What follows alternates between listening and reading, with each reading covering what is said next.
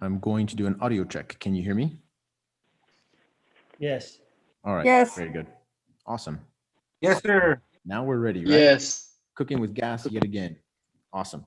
All right. Again, my apologies. It is now 6:06 p.m. on November 10th, 2020. I hereby call this meeting to order. Please rise for the Pledge of Allegiance, a moment of meditation and a moment of silence. We'll start with the Pledge of Allegiance. I pledge allegiance to the flag Of the United States. United flag States of of the America, United States of America and to the republic for which it stands, and to one the republic nation, for under which it God, stands, one nation, indivisible, indivisible, under God, with liberty indivisible, and justice with for all. justice for all. and justice for all. Thank you, Lord, for bringing us here together. May we use your wisdom and your insight in order to have a productive meeting, one that is brought together with and the thoughts of community at all times. Thank you. Please remain standing as I'd like to give a moment of silence on behalf of former counselor, Mr. Robert Seeds, and the rest of the family who lost their father, Mr. Fred Seeds. He was a police officer for many years in the early 60s. He was an alderman for the governing body here in Espanola. He ran a body shop and towing company for over 40 years until he retired in 1995. I remember him coming in and always wanting to do nothing but go fishing. He has left a great mark on all of his children. Of course, Robert Seeds, Rita, Barbara, Kathy, and Freddie. Who all continued the legacy of serving in the Valley of Espanola. Please bow your heads and join me in a moment of silence for Mr. Seeds.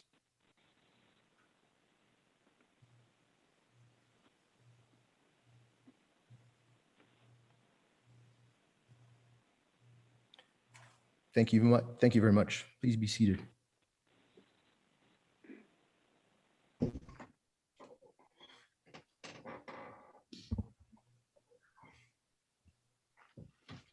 Can we take a roll call, please, and determine a quorum? Mayor Pro Tem Dennis Tim Salazar. Counselor Peggy Sue Martinez. Honored to be here. Counselor Justin Salazar Torres. Present.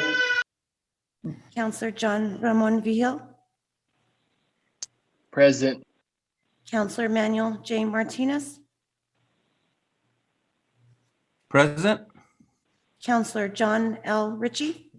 Present. Counselor Denise D. Benavides. Present. Counselor Dorothy D.D. Valdez. Present. We have a quorum. Excellent. Thank you very much. We'll now move on to the approval of the agenda. There are a couple items that I would like to rearrange. First, we will begin with the exclusion and the removal of item number under Roman numeral 10, which is letter H. We're going to remove that from the agenda today. And with the council's indulgence, I'd like to ask to have matters from the mayor go right after public comments and then proceed with the rest of the agenda. Do we have any other changes or questions or a motion? I'll make a motion to approve, Mayor, but before I do, I have a question on the second item for consent. Yes, ma'am, go ahead. On the second item for consent, it has nothing to do with consenting to the contract that is in that issue. It deals with postponing it, correct? That's correct, exactly. Okay, I just wanted to clarify that there's no action, just a postponement taking place on the consentment. And then the other issue on the minutes on page 9 of 26, if you'll indulge me, it talks about Miss Sally Baxter and they missed the S on her name, so it looks like Miss Allie Baxter. So if that could be corrected, again, that's on page 9 of 26 in the proposed minutes. If we can make that change now when we're approving the agenda, then we can go ahead and handle them on the consent. Yes, very, very good. And we're looking at the second paragraph under Roman numeral 11, Ms. Ally Baxter. Yes. Correct. Okay. That's all. With that, I'll make the motion to approve with those changes, sir. Second. I'll second. Thank you. We have a motion from Councilor Peggy Sue Martinez to remove letter H under Roman numeral 10 and also to change the name Sally Baxter in the minutes. And we will move matters from the mayor to just below public comments. And we have a second from Councilor Manny Martinez. Can we take a roll call vote, please? Counselor Peggy Sue Martinez, In favor. Counselor John L. Ritchie, In favor. Counselor Dorothy Didi Valdez, For the motion.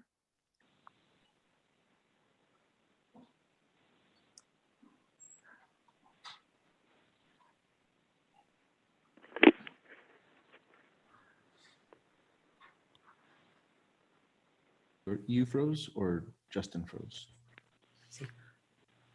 Counselor Justin Salazar Torres, For the motion. Counselor John Ramon Vigil, For the motion. Counselor Manuel J. Martinez, In favor of the motion.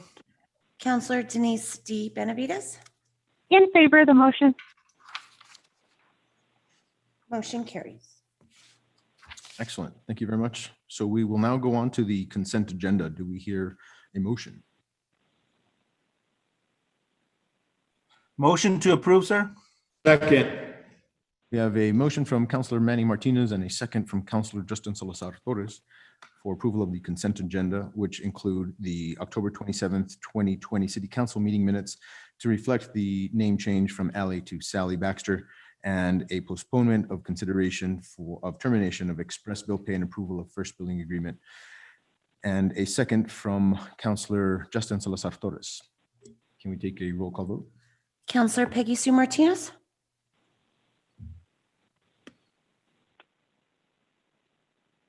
Counselor John Ritchie, In favor. Counselor Dorothy Didi Valdez, For the motion. Justin Salazar Torres, For the motion.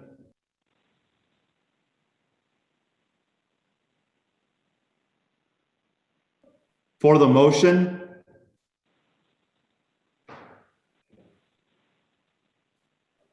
Are you all getting that?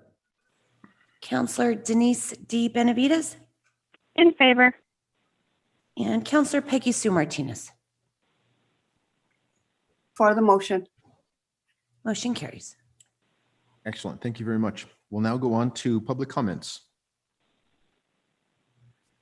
Miss Margie Benavides. And just so the public and counselors know, we're having some difficulties with regard to public commentary.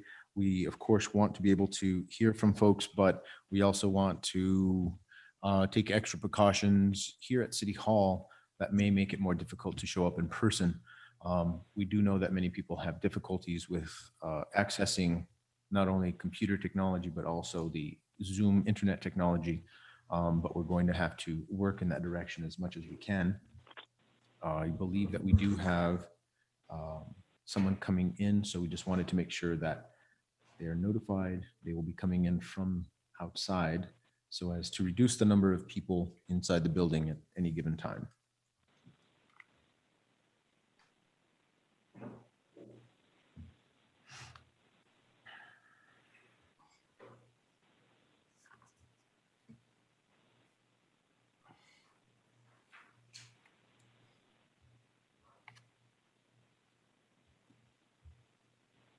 So I beg for your patience for just a little bit longer.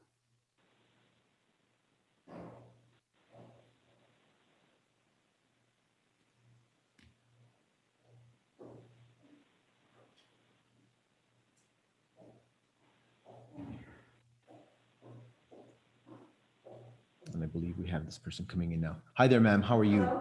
Thank you very much. Please come up to the podium. You're welcome to state your name for the record, and we would be happy to hear from you. Okay.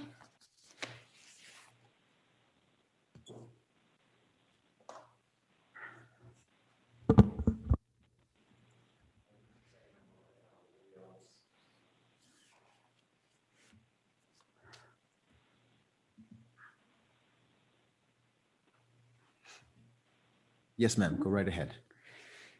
Good evening. My name is Margie Benavides. And do I do my thing now? I'm sorry, ma'am? I'm going to read. Yes, ma'am, of course. Okay. I am here on behalf of my son, Juanito Archuleta. Can I take this off? Yes, ma'am. Juanito Archuleta. Oh, my glasses. I'm sorry.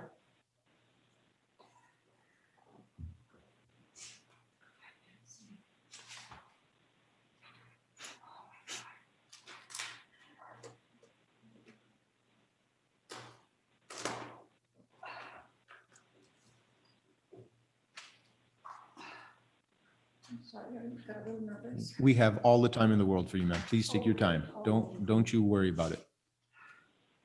We want you to be as comfortable as possible.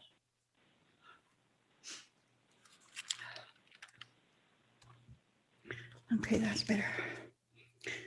Okay, I'm here on behalf of my son, Juanito Archuleta, who to voice this because he's deceased.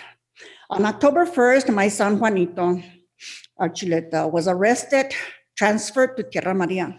He went before Judge Salazar on October 2nd. His bail was at $500 cash bond. He called me after he saw Judge Salazar to give me that information. His last words to me were, "I love you, Mom." I was concerned that my son wasn't given another sentence other than incarceration due to the pandemic virus. My understanding was that due to the virus, he would have given him other means of serving his time. His reason for his arrest was failure to appear. I feel that this could have been handled differently. On Saturday, October 3rd a.m., sheriffs went to my house to notify me that my son had passed that morning. I couldn't believe what I was hearing. I had just talked to him that afternoon before. Within the time of maybe 48 hours, my intentions were to bail him out on Monday, October the 5th, which I wasn't given the opportunity to do due to his sudden death. I proceeded to contact the state coroner's office and get details of cause of death. And up to now, I haven't had anything or even received autopsy reports. My son's body was transferred to the Vargas Funeral Home. A newspaper article appeared on the Rio Grande Sun on October 22nd. It mentioned that he had health issues. I requested to funeral home staff to allow me to see my son's body. No one could have prepared me. No one could have prepared me for what I witnessed in viewing his battered body.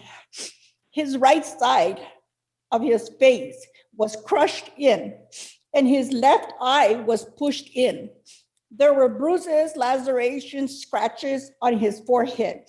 I continued to examine the rest of his body and found that his body was, especially his lower back, was really bad. The staff at the Vargas proceeded to prepare him for a viewing. Before the viewing, I went in to view him. I was shocked that it didn't even resemble him at all. I requested to fix him up a little bit better from the bruising. His face had turned dark. I asked that they lighten him up a little bit. I also proceeded to fix his hair, where I found a bruise the size of a quarter on his head. The staff at my request tried to match the right side of his face to his left. To me, these injuries did not result from health issues. Gentlemen, you will never know what it was like to witness all this. I hope to have touched your conscience to bring justice as human beings and civil servants. I hope there will really be good changes coming due to my son's death. I hope we won't be reading any more deaths that happened in Tierra Maria. I'm not here for vengeance. I leave that to God. He says vengeance is mine. I'm here for justice for my son. All this is in my son's name, and I will get justice, that I know. I can't believe that my son wasn't mentioned on your last meeting, like he didn't matter. I am sure he asked for help, that he didn't feel good, but was ignored. What kind of cold-hearted staff is there in that jail? I close with Psalms 37:38. For the Lord loves justice and will not abandon his faithful ones. Like my son used to say, karma, mom, comes back in many, many times over. God sees everything. We can't escape him. I'm just asking for justice for this, for my son, in his name. Up to now, I haven't heard anything. The police haven't contacted me. Nobody has contacted me. I still don't have the reports or nothing, and I don't know nothing. I haven't heard anything from nobody. And that's very injustice. I feel that they should have contacted me, gone to my house and explained to me what happened or something. But I haven't heard from the sheriffs. I haven't heard from anybody. Nobody has contacted me. And I think that's really very wrong, you know? For my son to go into jail, incarcerated for failure to appear. And I know that there was something on the radio that you could go into the judge and he could fix the things either, you know, if they were minor. So why did Judge Salazar do that? With a pandemic, you would think that he would have, less people in jail because of the pandemic. But for things like that, he could have done something else, given him something else to work out his sentence. And because of that, because of failure to appear, he died. And you know what? That I know you guys get $90,000 a year for medical. Well, where's those 90,000 going if they don't have medical? The hospital is so far away too, you know? It's very far. By the time they get here, they're dead. And then maybe that's why they ignore them, you know? It's too far to come to Espanola. Thank you, ma'am. We appreciate you coming before us this evening. I said, we appreciate you coming before us this evening.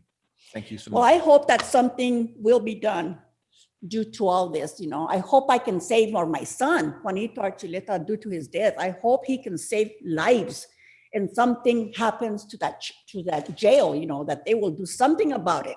There's too many people dying. Too many people. My son isn't the only one. I know a number of people that have had loved ones that die in that jail for lack of medical. Thank you, ma'am.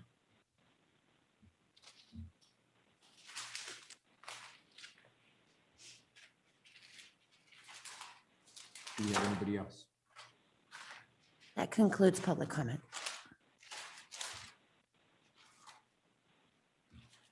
And we are very sorry for your loss, ma'am. Huh? I said, we are very sorry for your loss. Thank you. That's the first thing I hear from people from him. That's the first thing I hear. Nobody else has called or anything. You know, Espanola is so corrupt, really. So corrupt, it's so sad. We'll now move on to matters from the mayor, and I appreciate the indulgence from the council.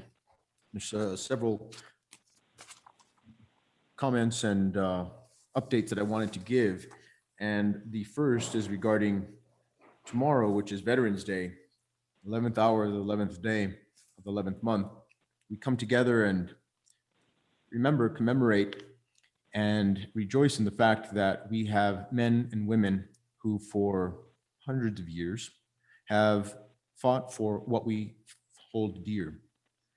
And over at the Blue Star Mothers, every season, they send a letter to the troops, to the men and women who are enlisted and who are working hard to uphold the values that we hold dear in foreign lands.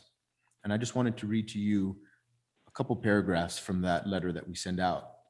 It's somewhat of a remembrance from home, and we hope that it touches them. That letter reads, "Honorable troops, your sacrifice makes it possible for those of us at home to enjoy the freedoms we have and embrace the American way of life. You consistently demonstrate your commitment to those in your care and continuously rise to the unique challenges presented. Our country's greatness is built on the foundation of your courage and sacrifice.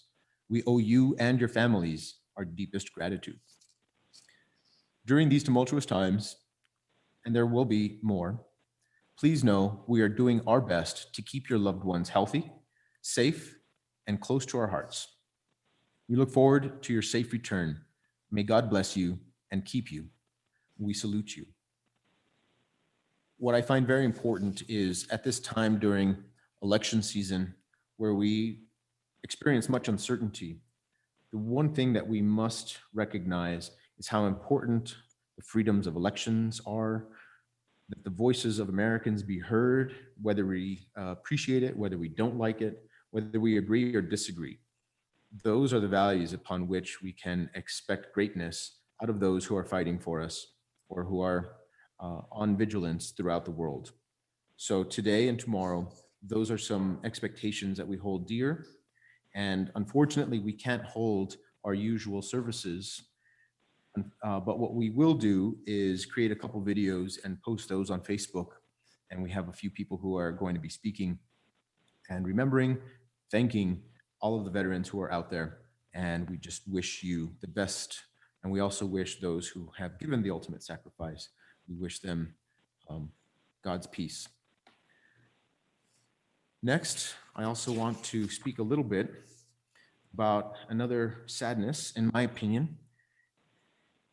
It is with great sadness that I do inform you of the decision of our city clerk to depart the city of Espanola.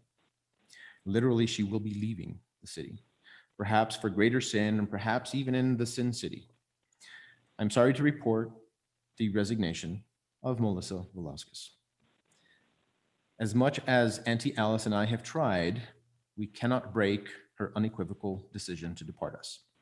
I feel as though I'm losing not only a confidant, but my strength and my voice. But enough sadness, for truly Melissa has brought not only great work ethic and acumen to the city, but a sense of belonging for her and for me.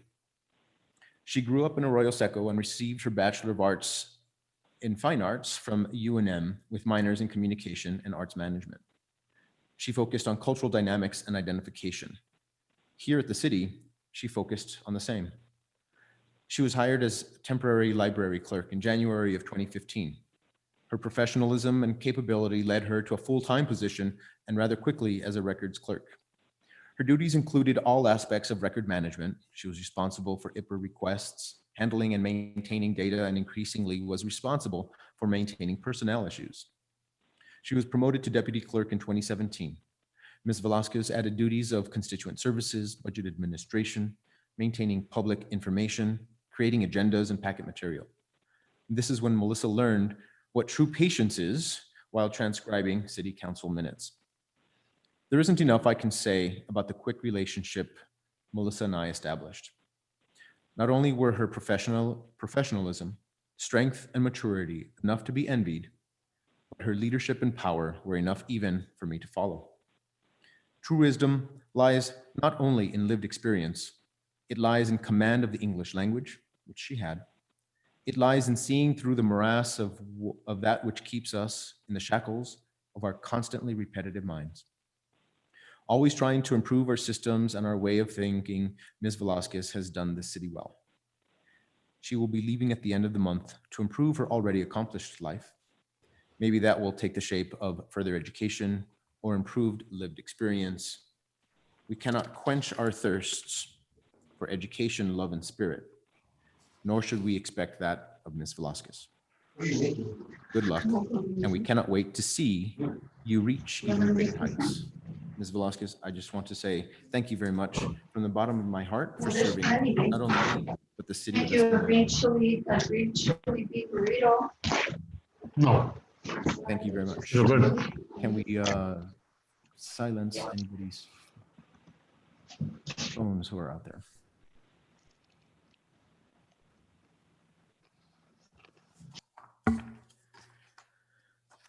Moving right along.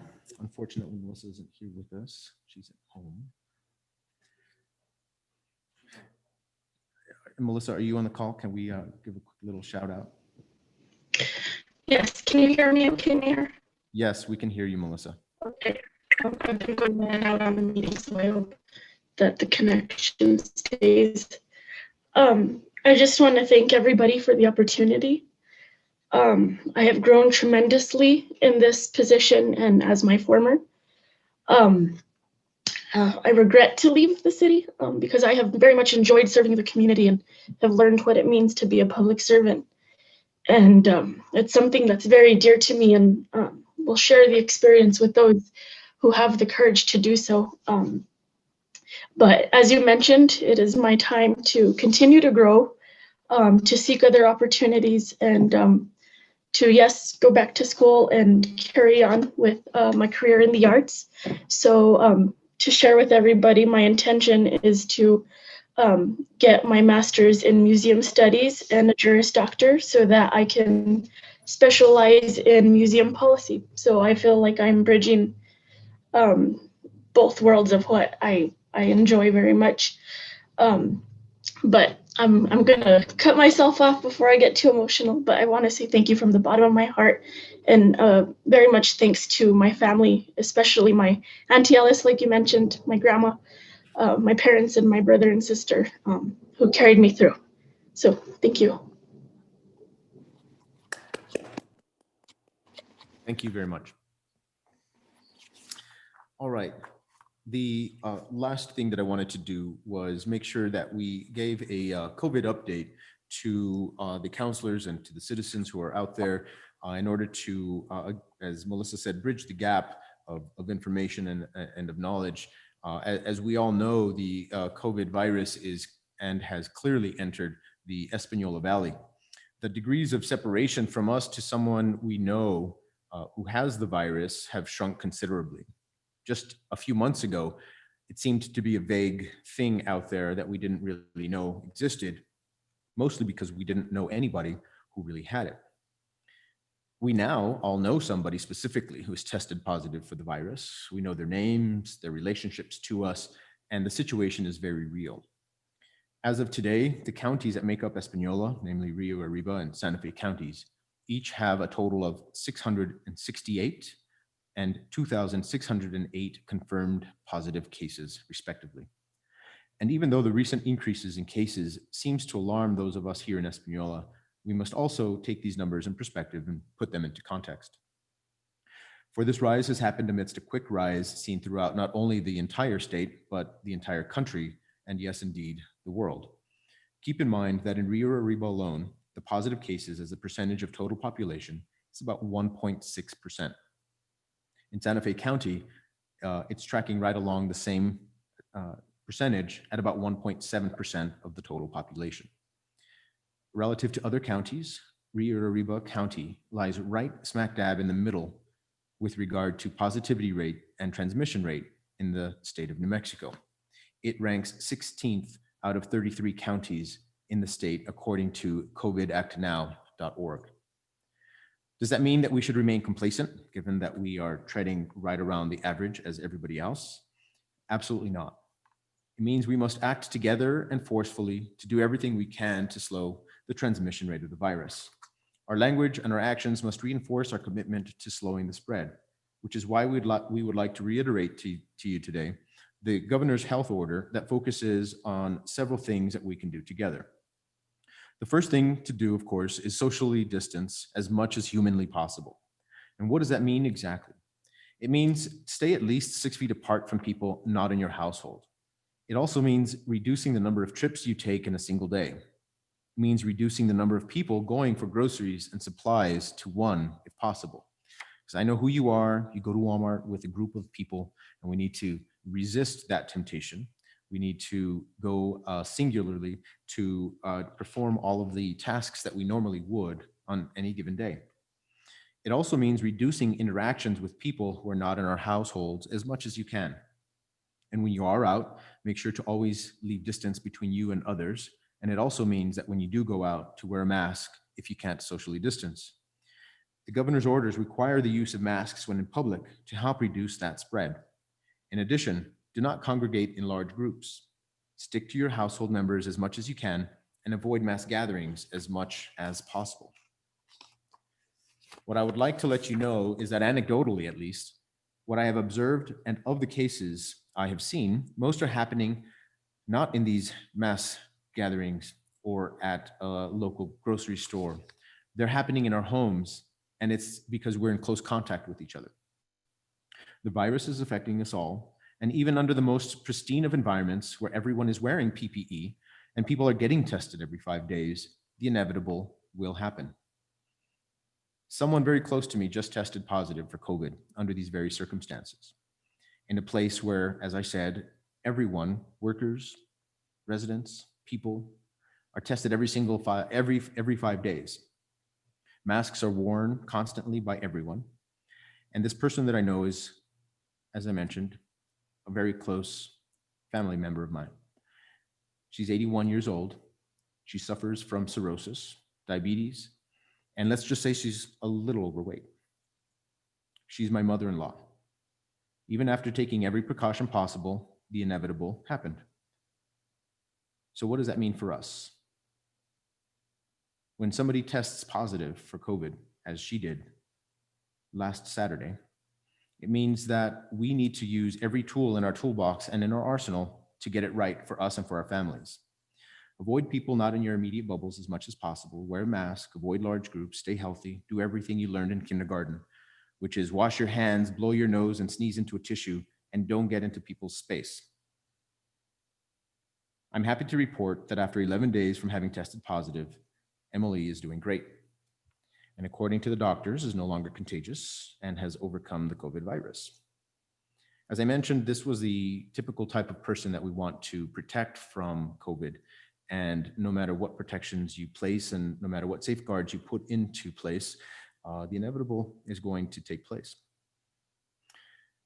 She never needed anything more than Tylenol for a little bit of discomfort.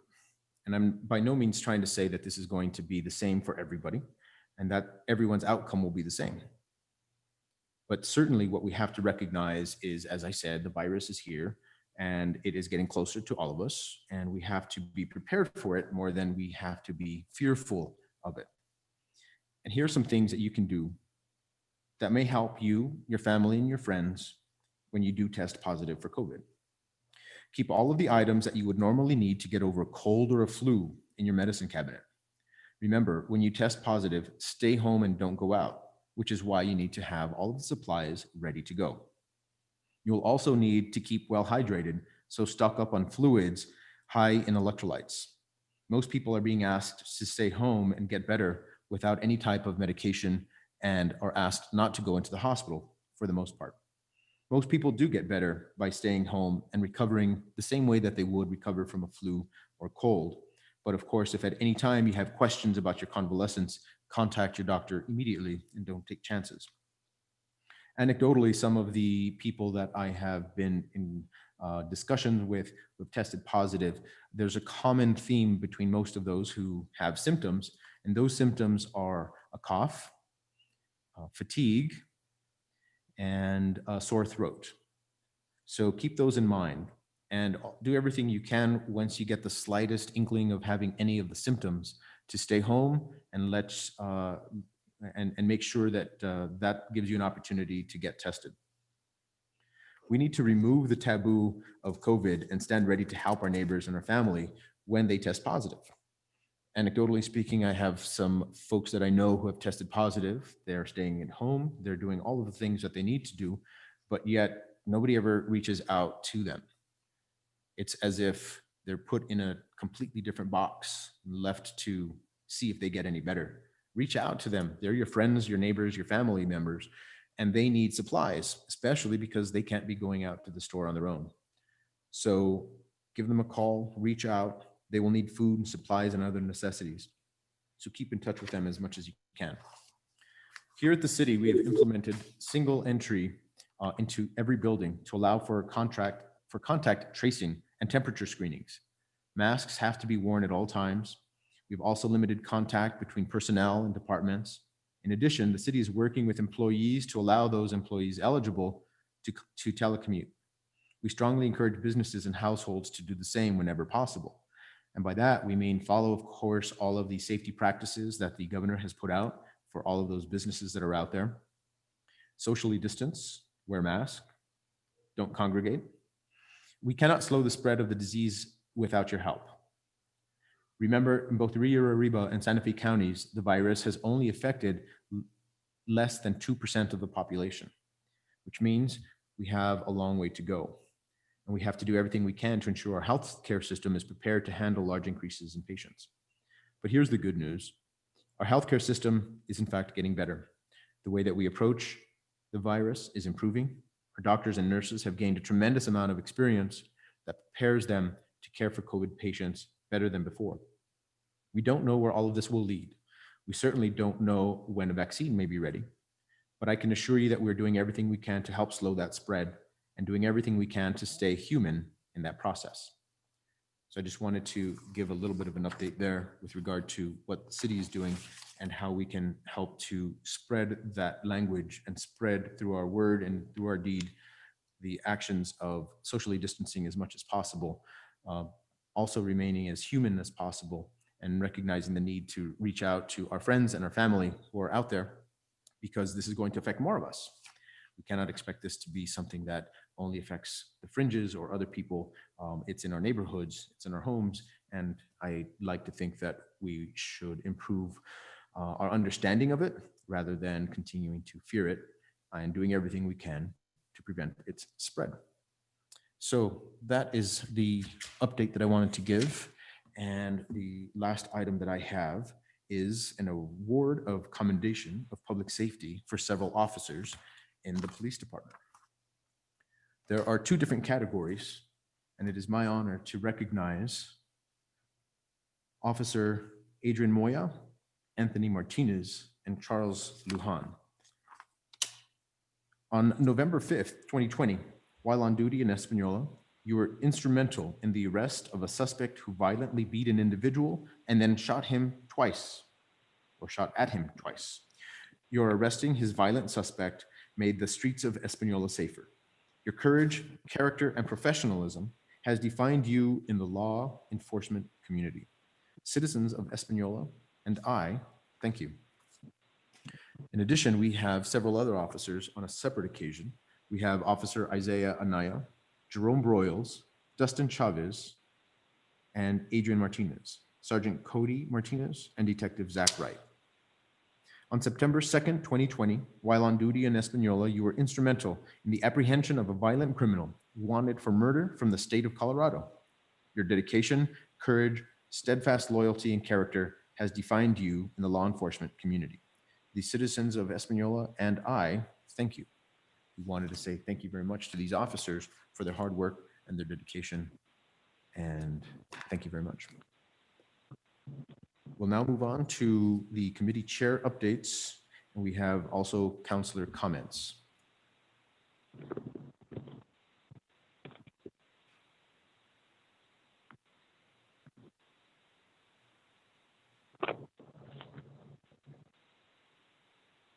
Do I have anybody? Councillor Manny Martinez. Thank you, Mayor. I kind of feel like, the first one, someone needs to first start it off sometimes. But I just want to elaborate with what you said, Mayor, and please encourage people to please do all that we can to fight this pandemic. Do what you can at home, uh, not just by not congregating, but if you need to go to the store, please don't go to the store as a family. Send one person to the store so perhaps there's less people in the grocery stores.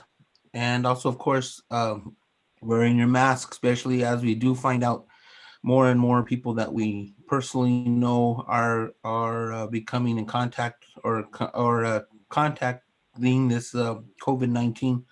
So I do ask, please, as not just a counselor, but as your neighbor, your friend, and our family, of the people of the valley, anybody that's listening, please do take this seriously, especially now we do have holidays coming up. And I know, if anything, we are a family of Northern New Mexico that love to spend time with our families, especially at holiday time.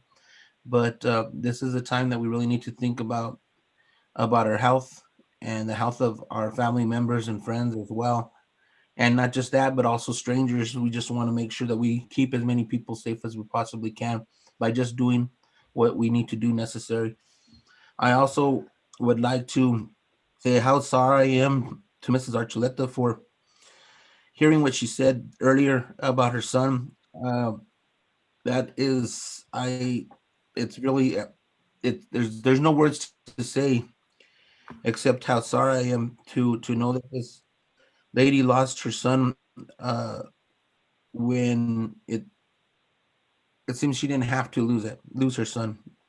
I would like to see if there's an investigation that, unless there's an investigation already going on, that we as a city do some sort of investigation to see what happened to this gentleman.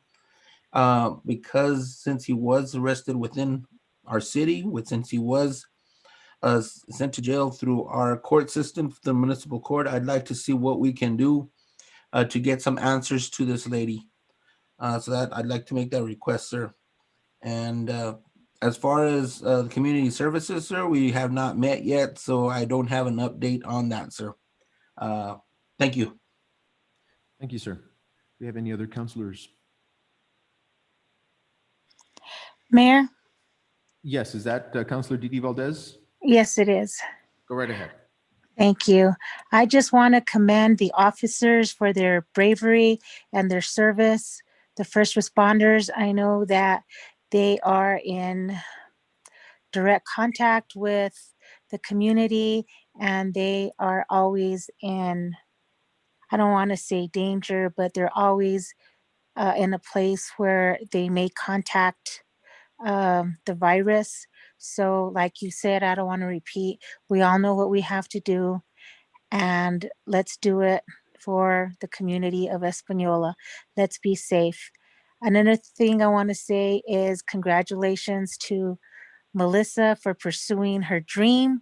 It takes courage to leave what's comfortable and to go out there to the unknown and achieve whatever she wants. Congratulations again, Melissa. Thank you. Thank you, Counselor. Seeing no further comments, we'll proceed with the agenda. We'll now I do move have on to comments, matters Mayor. I'm from sorry. the It's manager. Counselor Go Martinez. ahead. I'm sorry, I got some interference there. Was somebody wanted to speak? I did, Mayor. It's Counselor Martinez. Oh, go right ahead. Sorry about that. Thank you very much. I wanted to wish all the veterans in our community happy Veterans Day. We want to thank all veterans who have served in all branches of the military. Thank them for their sacrifice, for their bravery. We thank them for the example they have set for all of us. We thank them for their service. We thank those who have served and we thank those who continue to serve. And we wish all veterans with complete honor the most respect and dignity that our community can give them, especially since we're not having a Veterans Day festivities. I'm hopeful that people can reach out to a veteran and call them and let them know that they appreciate their sacrifices. So tomorrow on Veterans Day, happy Veterans Day to all who served and continue to serve. Thank you, Mayor. Thank you, Counselor. Okay. Seeing no further comments, we'll move on to matters from the city manager. Mr. Javier Martinez, go right ahead. Good evening, Honorable Mayor, members of the governing body. It's a pleasure to address you this evening with department reports. I'd just like to echo what Mayor just mentioned in regards to COVID. Thank you, Mayor. I think that was very eloquently said and very well said. Thank you again. And just to echo a little bit what Mayor said, is we've had all of our facilities to conduct a one entrance doorway so we can monitor contact tracing with temperature readings throughout all our public facilities, City Hall, water, wastewater, PD, courts is doing their thing as well. Planning and land, we're getting all supplies with Mr. Jeff Sargent to provide thermometers to all departments to make sure this is happening on a regular basis and consistently. I just want to give a really quick update on certain projects that are going on. I know that State Road 76 has been a long project coming. I believe I sent out the latest update via email last week in regards to the delay and looking to this project to start at the beginning of 2021 in January. The delay was because there was a conflict of another project that was happening simultaneously. No.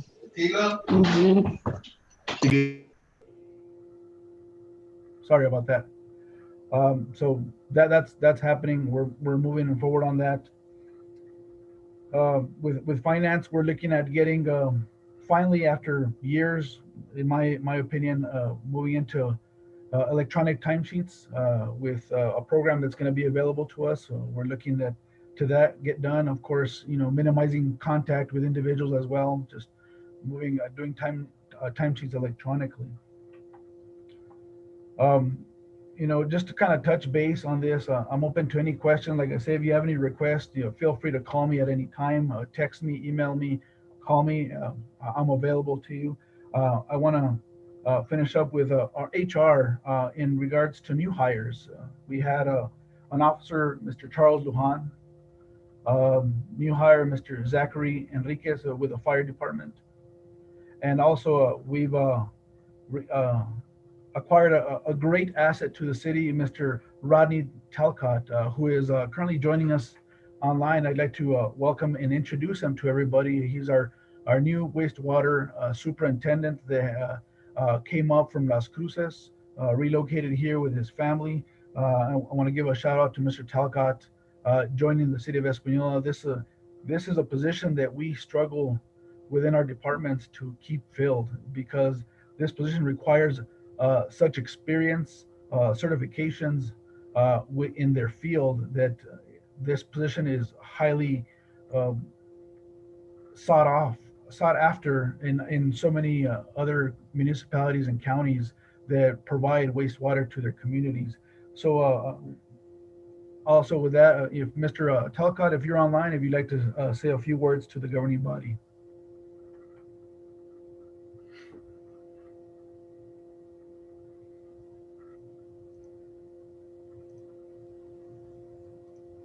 Are you on, sir? He might be having some trouble connecting, so maybe we can leave it. So with that said, like I said, I gave a pretty brief overlook on what's going on that's pertinent happening with the city. I know that there were some issues with lighting around the city. If you will notice, there's an item that I'm going to get to shortly after this, but I believe Mr. Talcott, you're on, sir. If you can go ahead and unmute yourself. Good evening. I just got back on. I lost all signal, therefore I did not hear anything you had mentioned a minute ago. And I'll introduce myself. My name's Rodney Talcott, and I want to thank everyone for allowing me to become your new superintendent at this wastewater plant, and I really appreciate it. Thank you, Mr. Talcott. appreciate your time in joining us for this meeting tonight. With that, like I said, we were having issues with the lighting. I know that we're on it. And like I say, there's going to be an item following this department report in allowing and approving the funds to proceed forward on that. With that, I open and stand for any question in regards to department reports.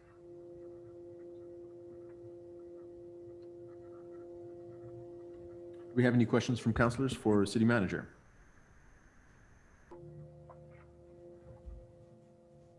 Okay, seeing none, go right ahead to the next item. Thank you, Honorable Mayor, members of the governing body. So it is with great pleasure that I recognize a certificate of recognition for the Employee of the Month for our own Deputy City Clerk, Miss Angelica Serrano. And just to go back a little bit in regards about Miss Serrano, how she's been a great asset to the city. She started with the city back July of 2017, so she's been with us for a little bit over 3 years. In that time frame, she's been wearing multiple hats for the city, and I believe that this is the reason why she was recognized not only by myself but of her peers and other supervisors throughout the departments. She holds the hat of the executive administrator for the mayor, the executive administrator for the city manager. She is also the deputy city clerk and also the constituent liaison, answering phones and addressing concerns of the public on a regular basis. I can attest to that because she sits right across from my office and her phone is nonstop. With that said, I'd like to recognize Miss Serrano with a certificate of Employee of the Month for the month of November. Thank you, Angelica, for your service to the city and continue the great work. These aren't handed out lightly. We take into consideration the individuals that go above and beyond their call of duty for the city. Thank you, Angelica, for your service. Thank you so much. Thank you, Mayor. With that said, I will go to letter D under Roman numeral number 9, approval of expenditures over $25,000 utilizing CARES Act funds and capital outlay funding. Under this packet material, you will see a copy of the city's procurement policy at the bottom of the page where it says $25,000 or more required approval by the finance committee of the city council. With these funds, I bring before you several items that were going to be purchased through capital outlay and through CARES Fund Act funding. All these items have been approved through a resolution for purchases. So the items for the CARES Fund was approved on September 8th with a resolution 2020-28 for a little bit over $1.5 million.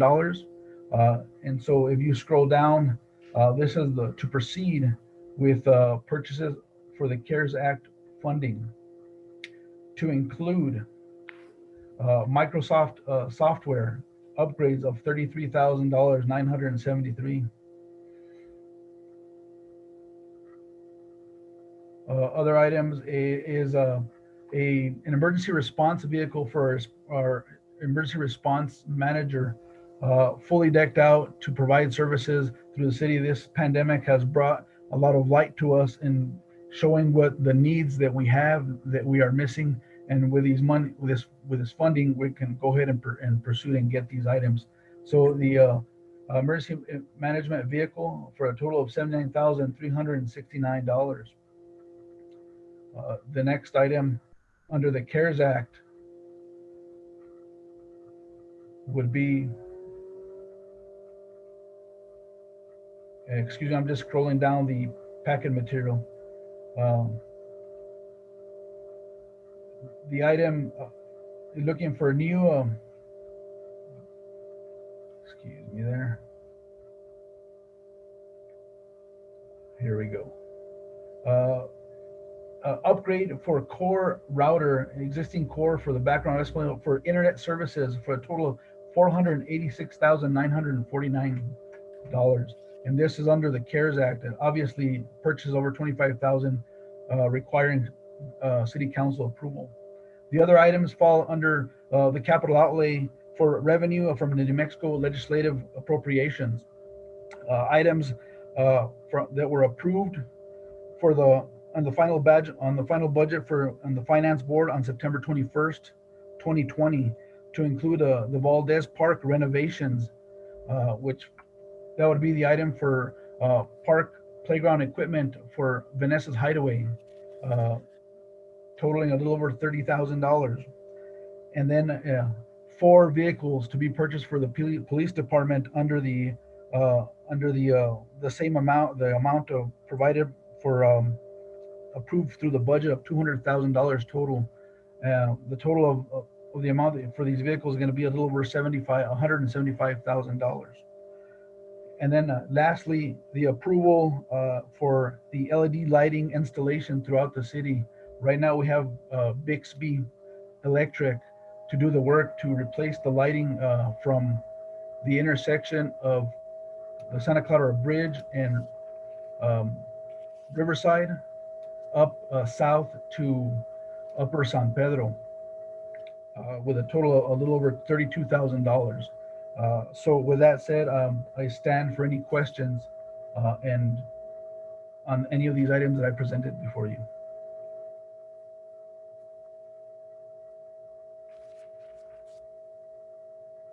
Councilors, do we have any questions? Is that you, Councilor Peggy Sue Martinez? Go right ahead. Yes, yes, it is. So just so I'm understanding, we're approving the portion of the CARES Act because we've already approved the purchases. So the approval was the resolution to accept the funding for expenditures. And so this is a breakdown showing and trying to be as transparent as possible with the governing body and the public on what these funds that we're going to get are going to be spent for. So for purposes of entertaining a conversation about this, I'll go ahead and provide you with a motion, sir.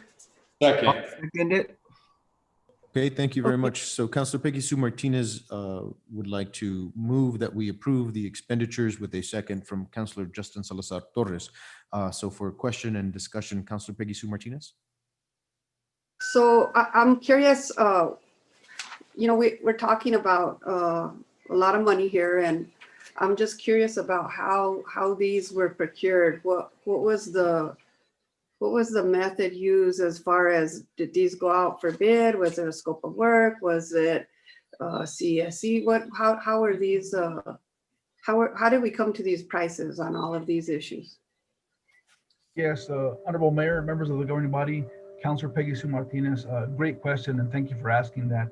So a lot of these items, time is of the essence. So primarily with the CARES Act funding, we only have until December 30th to spend this money that was allocated to us just 2 months ago.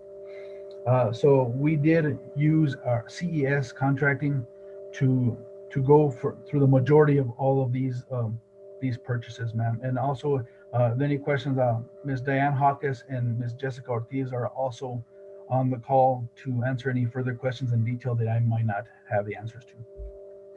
I understand the need for pushing this through because of the funding, having such a short window of opportunity to make sure that we purchase all this stuff. But regardless of where the expenditure is, where the funding comes from, it should be scrutinized in the best interest of the taxpayer to get the best value. And that's always been my concern. And I'll tell you, my biggest concern on all this list deals with purchasing from Malloy.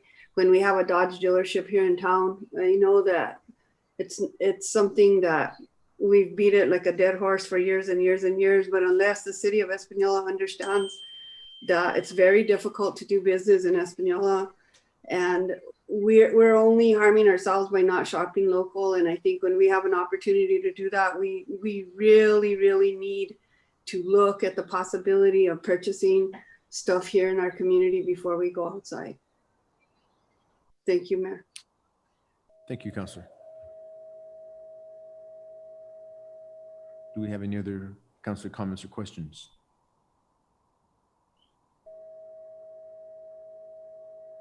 I have a question, and it's really to continue the question that Counselor Peggy Sue Martinez had, which is these have already been in the resolution. Is that right? In other words, they've already been passed pretty much. Put it that way. That's correct, Mayor. Okay. All right, very good. So Counselor Manny Martinez, go right ahead. Thank you, Mayor. Just to tag on with Councilor Martinez about shopping locally, because we do consistently request from people that live within Espanola, shop locally, keep it local as much as you can. Is there an explanation as to why we have not used our Dodge or, for that matter, Chevy dealerships in town? City Manager Martinez? Yes, Honorable Mayor, members of the governing body, Councilor Manny Martinez. So I will defer to either Chief Jimenez or our grants manager, Ms. Diane Hawkes, to clarify and go into detail on that question, sir. Thank you. Thank you, Mr. Mayor. Thank you, City Manager. This is Chief Jimenez. Councilor Martinez and Martinez. So I've reached out to Desert Sun several times. I know recently they were having issues whether or not they were going to be able to provide us the vehicles. I've reached out to them several times and still have not received any quotes. I know a couple of the counselors that were also helping me, trying to help me get some quotes for these businesses and for these vehicles. But it's my understanding that it's so hard for them to compete with the lower costs and the market value for these vehicles and get the selection that we're asking for. So that's my 2 cents, because I went to them directly, and I'll defer to Ms. Hawkes if she has any more information. Thank you, Chief. Good evening, Honorable Mayor, members of the governing body. I agree with Chief. I know there have been attempts to solicit quotes, and I think just the fact that Molloy has such a big fleet dealership component of part of their business, that gives them the ability to offer lower prices. And I think that's truly, where we end up with state price agreement vehicles. Thank you very much. We'll go to Councilor John Ramon Vigil, and then after that, we'll go to Councilor Manny Martinez again. I just had a follow-up, sir. Thank you.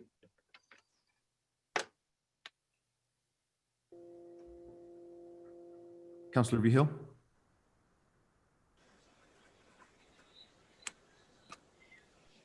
We'll go back to Councilor Manny Martinez. Go ahead. Thank you, sir. So would that mean that that our Dodge dealership is not able to provide for a fleet?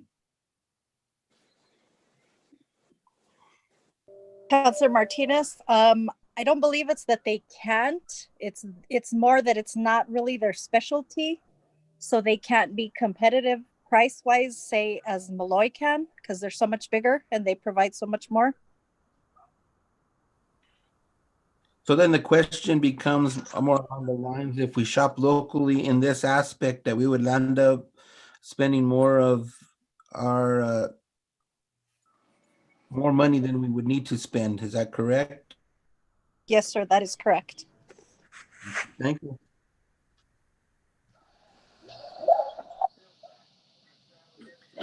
All right, we'll go back to Councilor Vigil.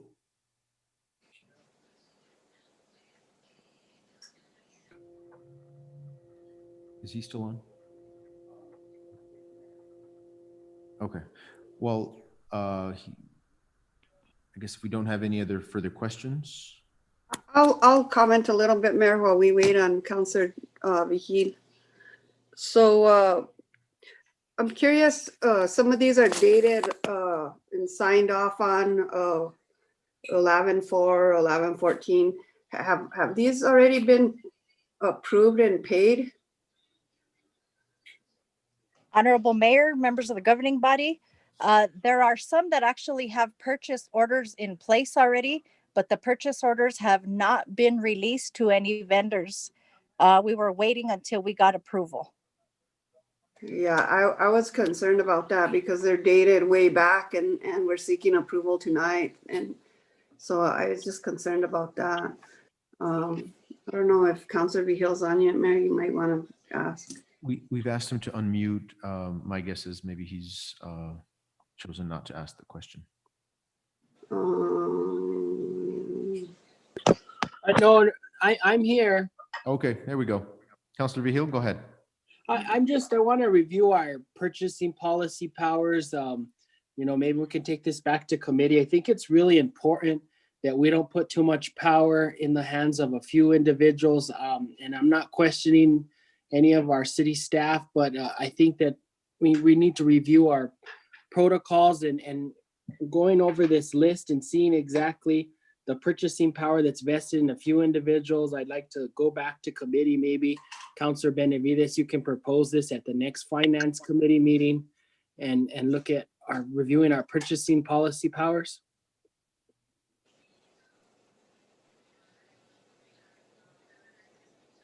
Thank you, Counselor. Is Councilor Benavides there? No, sir, I don't see her on. Mayor, I'm curious, when was the last time we codified our books? Because this does not look like the last procurement policy that the city council adopted. And I really have concerns about this. 25,000 or more requires approval from the finance committee of the city council, which is not true and not even legal by law. The purchase of over 25,000 according to state for goods, not for services, but for goods over 25,000 requires an approval of the majority of the city council, not of a finance committee. So that needs to be looked at, and we just really need to look at this whole document. This is not what we have latest approval for procurement policy. So I don't know where this was pulled from, but this is not the latest, according to my memory. So we need to definitely look at this and put this on the next agenda for finance to come back to full council for a complete policy renew. Thank you. Counselor Benavides is on. Go ahead, Counselor.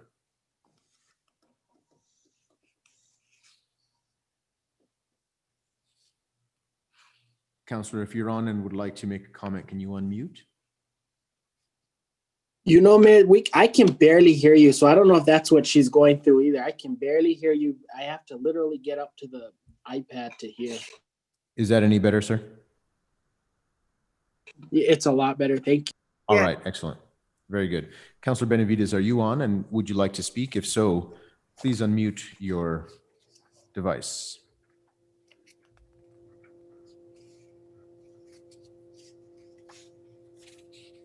All right, I guess that isn't what she wanted. So we have a motion and a second on the floor with regard to the. One more follow-up comment, Mayor, please. Yes, Counselor, go ahead. I'm very sorry. I should have said this right away. In the future, when we have action items like this, could we not have them under matters from the city manager? Could we have them under specific action items so that we understand how critical it is to read the whole entire thing all the way down? There's a lot of information in this one item for a lot of purchases and a lot of money involved in one vote. So could we do that, please, in the next time we have stuff like this that piles up, please, as action items? Thank you. One more question, Mayor. Yes, Counselor John Ramon Vihil, go ahead. Diane, do we have a capital asset threshold? For any of these things which become capital assets, what's that threshold? Off the top of my head, Counselor, I do not have a policy with me in front of me. I can get back to you unless Jessica, can you address this? Yes, good evening, Honorable Mayor, members of the governing body. So the capital asset threshold is $5,000 or more. So any one single item that is $5,000 or more, we have to capture it in our asset management. Thank you very Thank you much. for answering that. And Jessica, thank you very much. I'm sorry, Ms. Ortiz, thank you very much for being on the call. And maybe you can reference Councilor Peggy Sue Martinez's comment that what we're doing is not legal, given that in her memory, our purchase agreements. I didn't say that, 25 Mayor. Don't put words into my mouth. I said that to my best knowledge, this is not the final procurement policy that the council adopted. And the piece that is concerning to me deals with the 25,000 for goods that requires a vote from the council. All right, very good. Well, I apologize if I said that incorrectly, but can we get clarification on that from you, Ms. Ortiz? Yes, so any purchase over $25,000 has to be approved by the governing body. The last revision that we have on our policy is dated 2007. So we will be sure to bring that back to council for renewal and approval. I sat on the council in 2012 when we had a revision to policy and procedure for procurement. So I know that I've already voted on this and I was not here in 2007. So somewhere along the line, we lost something like that. So we need to definitely revisit this issue. We will definitely look at this. And Councilor Peggy Sue Martinez, could you help me out? Did you see that as a part of this packet, or is it just what you remember and what we're kind of going by? No, it's in our packet now, Mayor. It's in the first page of the presentation that's given to us, and as a matter of record, telling us. Exhibit 1? Yeah. Thank So you. it's on the first page. Yeah, you could probably put that up so everybody could see that too. So my concern deals with the last part. Well, it deals with a lot of stuff because you're giving a lot of privilege to specific people, and that's always concerning where public money is concerned. I think the city manager needs to be involved. Also, I really believe that on that 25,000, like I said, it is state law and it does require a majority vote from the governing body. And as far as I know, the mayor does not have signatory privileges, only the city manager. So let's just look at it, possibly have a workshop about it, and just get together, get our heads together, and just make the best policy we can make. It's time. If it was 2007, it's way too long. And if it was 2012, let's just look at it again and see if we can make this work better for our community. Thank you. Okay, and before I go to Councilor John Ramon Vigil, since we are discussing whether or not we're actually going to be voting on this specific item, let's, like we said, we'll discuss it at a workshop later on. So let's, keep our questions and comments to this specific situation. Councilor John Ramon Vigil. Mayor, yeah, it's going back to the threshold, so we'll talk about it. I really do want us to set that down, and that's why I was hoping. I think Councilor Benavides is having technical difficulties, so I know she's hearing. So one thing we need to do, Councilor Benavides, is put on Finance Committee reviewing these purchasing protocols. It's really important going forward, and we're not just going to talk about it tonight. Thank you. Thank you. Any other comments, questions, or discussion on this specific item? Seeing none, we have a motion on the floor from Councilor Peggy Sue Martinez with a second from Councilor Justin Salazar Torres. Can we take a roll call vote? Councilor Peggy Sue Martinez. In favor. Councilor John L. Ritchie. In favor. Councilor Dorothy Didi Valdez. For the motion. Councilor Justin Salazar Torres. For the motion. Councilor John Ramon Vigil. For the motion. Councilor Manuel J. Martinez. In favor? Councilor Denise D. Benavides.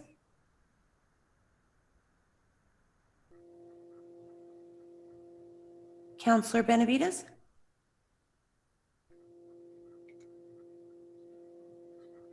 Okay. Motion carries. All right, thank you very much. We will now move on to the public hearing part of our meeting. We have three of them. The first is going to be the City of Espanola Ordinance 2020-05, an ordinance repealing Chapter 169, Public Dances, Chapter 237, Loitering, Chapter 280, Social Hosts of the Code of the City of Espanola and fixing a time when the same shall become effective. We have first a presentation by City Clerk Melissa Velasquez and Planning and Land Use Director, Mr. Richard Hubler.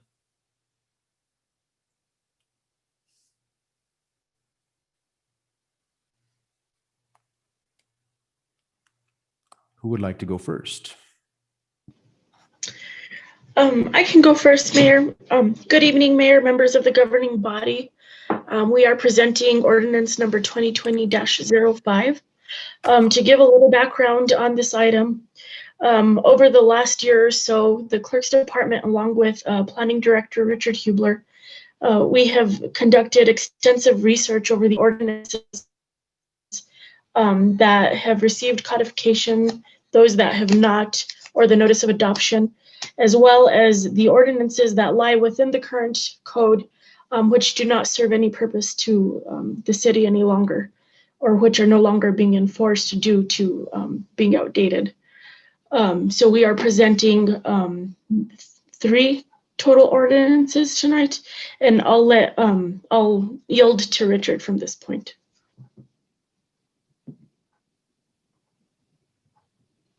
Can you unmute Mr. Hubler? I can hear you through the door, but not on the computer. No?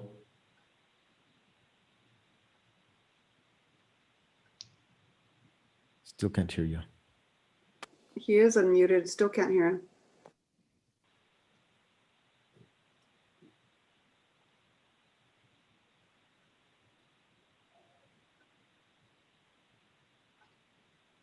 Big guy.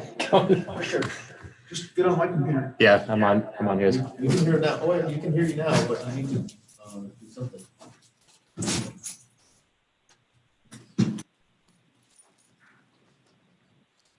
All right, can you hear me now? Okay.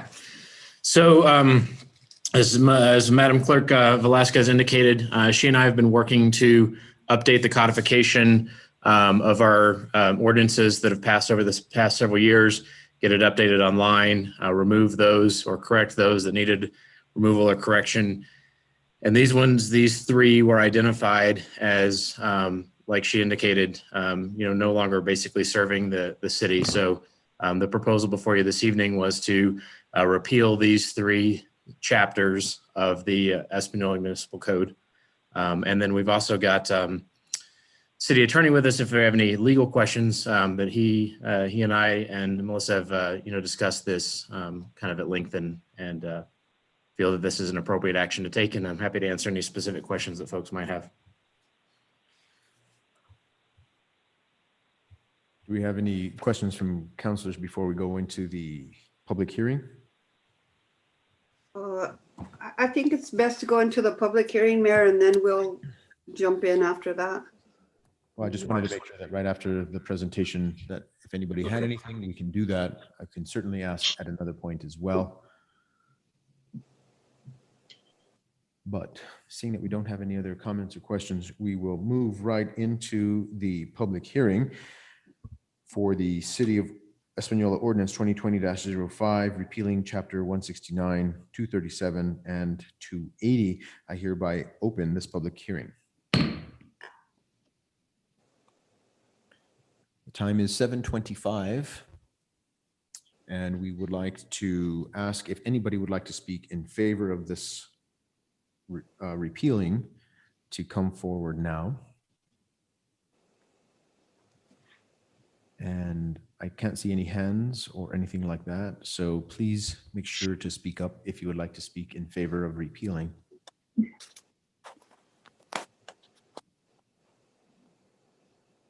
Not seeing any, we'll also go to anybody who is not in favor of repealing. As this is an open hearing, anybody is welcome to speak. But please speak up, as I can't see everybody's visual on Zoom, and there are people who are logged in via telephone.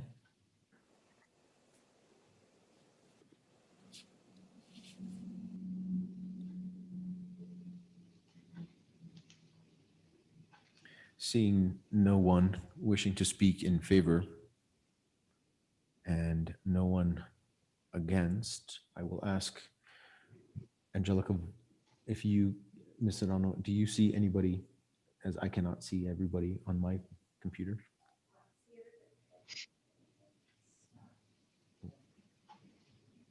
All right.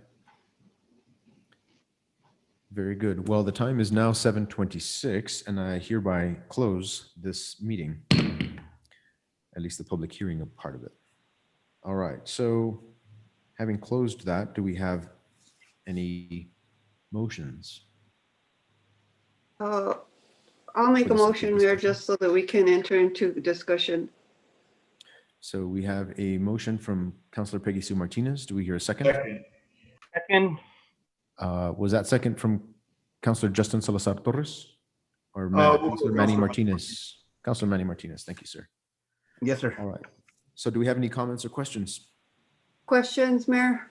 Yes, Councilor Peggy Sue Martinez. Thank you, Mayor. So, Mr. Hubler, on going up to the second page, on the voyeurism part, which is, oh gosh, now I lost it. I think it's on the second page, or, hold on. No, it's on the loitering part, I guess. It's talking about it would be unlawful to peep through windows or doors or other places situated on about a premises of another for the purpose of spying upon, invading privacy of a person spied on without consent of a person spied upon. So are we saying that that's no longer going to be illegal by repealing this whole thing? Thank you, Madam Councilor, members of the governing body. So Chief Roger Jimenez and I discussed the potential impact that repeal of these ordinances might have on our ability to police the city. He indicated, and my review of the records of tickets that were filed with the city court, municipal court, indicated that we have not prosecuted anybody under any of these chapters for quite a while. There's a number of potential issues with some of the language in some of these chapters. The loitering one is very similar to the kind of panhandling ordinance that was repealed a year or two back. There's a number of other kind of better, legal prohibitions against this at the state level, against a number of the issues that are brought up under here. Processes loitering like we do, trespassing. That's a little bit cleaner. And so he indicated that there would be no negative impact to the police department's authority to prosecute these kinds of behaviors, even if this ordinance was not in place, because they're not currently utilizing this ordinance for those prosecutions. Okay. Any other issues that you see as a problem or could turn into something that we're not covering for the public safety and by repealing any of this? Again, my conversations with the police chief indicated that we would not be losing anything. There's a general, and this is not specific to us, but there's a general frequent challenge sometimes to some of these particularly older ordinances enacted by communities across the state and across the country. Things that are kind of on the books because it was the best approach at the time. One of these, actually the public dances one, dates from the 70s. And just, in a number of cases, and ours is certainly a good example, although they're still on the books, they're just not kind of being utilized. So as part of our code cleanup, Melissa and I, Madam Clerk Velasquez and I decided that it made sense to kind of remove these unnecessary ordinances because they did not have any impact really one way or the other to, what's going on in the city. So in the part where it talks about alcohol and juveniles and such, we still have laws that don't allow people to serve alcohol to any underage person. I mean, this isn't repealing that. Am I correct? That is correct. This is a duplication and not a perfect duplication for state laws. So a number of these things are prosecuted currently and more effectively as a violation of state law. We don't need to have that law on our books. Okay, that's where I was trying to get. So thank you very much. And I just wanted to make that case in point. Thank you, Mr. Hubler. Do we have any other councilor comments or questions?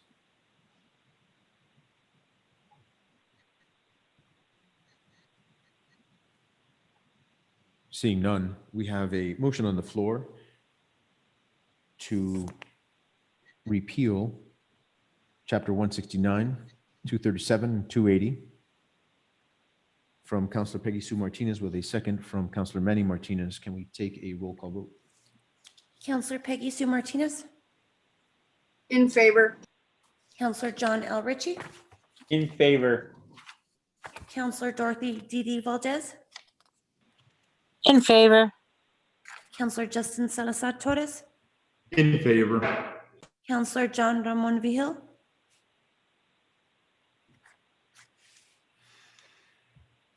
Counselor Manuel J. Martinez, In favor? Counselor Denise D. Benavides, In favor. Counselor John Ramon Vihil.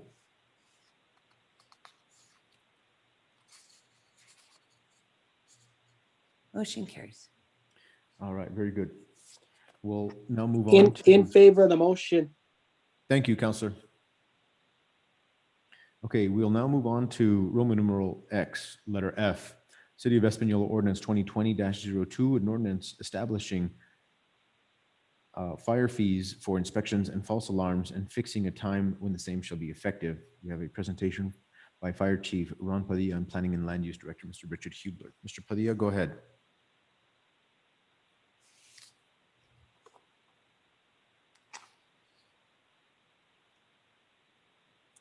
Mr. Padilla? Is he muted? Mr. Mayor, I can go ahead and introduce this while we wait for Okay. Chief to arrive. Go ahead. So this has been, this is the kind of ordinance that we discussed or mentioned at last city council meeting was going to be coming forward. Chief has brought this to the Public Safety Committee in the past. This reworks the business inspection fees. Last year in July, we implemented a flat $50 fee. Our research and feedback from that action indicated it would be more fair to have a fee that was based on both the kind of size of the business as well as the amount of time and work that it took on the part of the fire department, and also to not front load that fee on an annual registration. So we have done a couple things. We specified in this ordinance that the fees are based on square footage, ranging from as little as $50 for small businesses less than 3,000 square feet to as much as $300 for, large stores more than 12,000 square feet. Hazardous materials, have an additional inspection fee that includes things like oil pits or similar. In addition to that, we've also included fees for excessive false alarms or nuisance alarms. As Chief Padilla indicated at last meeting of the City Council, they deal with a number of these, and we wanted to both kind of help to recover the cost for going out consistently, but also to help motivate individuals or companies predominantly to fix their fire alarm because it'll now start to cost them a little bit of money. So that's what these two fees are. The ordinance also establishes an appeals process if there are unique or unusual circumstances. And the property owner can appeal the fee being levied. And then as far as procedurally goes, and this will come up a little bit more in the next ordinance, but we've now separated these fees out from the annual business registration. So the fee actually only occurs if and when an inspection takes place. The fire code and building codes for commercial properties generally require an annual inspection. So once the inspectors get out and actually perform that inspection, then they'll have the information as far as, the amount of hazardous materials, the size of the property, and then we'll charge the fee at that point. So it does actually help a little bit in the COVID circumstances now as we come into next year's annual business renewal cycle. At this point, the businesses are only paying their, traditional $35 annual registration fee. And then if and when they get inspected, next spring, summer, fall, hopefully, after the COVID impacts have moved on, then that's when they'll be responsible for paying the appropriate fire fee. And I'm happy to answer any questions anyone might have. Oh, one other point, we had discussed previously at the city council meeting, the Chief Padilla's request that these monies be separated into a particular fund. We've discussed that process with the finance department, and we'll be bringing a resolution to enact that at a future meeting, should these fees get passed tonight. Excuse me, Richard, can you hear me? Mr. Manager, Mr. Mayor, members of the governing body. Exactly what, thank you for Richard for getting on there. I couldn't get my computer to unmute there. Exactly what Mr. Hubler is saying is that we are trying to start a new avenue of an inspection division within the fire department for public safety. Public Safety 101 to make sure that our stores are up to par with NFPA and with our ordinances here within the city of Espanola to keep the public safe, as well as having a fire marshal with other duties as assigned within the city. So we're going to try to put some that money towards trying to get another somebody up in administration for that. I'm sure that's going to take some time to do that, but I think we can make this happen. As in for the alarm fees, those are in the past. We go to alarm after alarm after alarm after alarm. They don't get fixed because there's nothing to have to fall back on to, okay, we've been out to this many alarms. They're either going to pay some type of, they're going to pay a fine to us, or they're going to spend that money to make sure that their alarm systems are up to par and safe to protect the public. Stand for any. Move to approve, sir, for city ordinance 20-02. Hold on one second. First, we have to have the public hearing part of that. But I think Councilor Peggy Sue Martinez had a question before we go into that. Is that right, Councilor? I do. I'm looking at the agenda on a separate computer because there's a lot going on here, and it's very difficult because we don't have the availability of being able to flick back and forth very easily, especially when we're being cutting in and out, and it's very hard to understand each other. But I'm looking back at the agenda, Mayor, and it says, "And fixing the time when the same shall become effective." And we really didn't do that in the last issue where we repealed that deal. So could we redo the vote and the motion stating that the time become this date or whatever time that the council feels is right for the last issue? When it was read in its entirety, and it did say, "in fixing a time when the same shall become effective." And then the motion was made at that point. So did we give a time? Mr. Mayor, if I can address that perhaps. The standard is that these become effective 5 days after action. And that's actually listed at the very bottom of the ordinance itself. Okay, all right, I'm okay with that. I just wanted to make sure that everybody was on the same page with it. Thank you. Councilor John Ramon, you had a question before we move into the closed hearing or public hearing, sorry? Yes, like to get a comment from the interim city attorney regarding, is it within the current fee structure that we have? I'm not sure if this came up already. Where's the funds going to be deposited back into the fire department or to the general fund? So I can answer maybe the initial question about the fees. So this establishes the fees. The next ordinance actually amends that section of the code to include them. And then at this point in time, any funds that are collected would just be in the general fund. The discussion with the finance department and Director Jessica was to say that we would need to pass a resolution to specify if they were to go elsewhere. So that we're looking to bring back to this body in the future.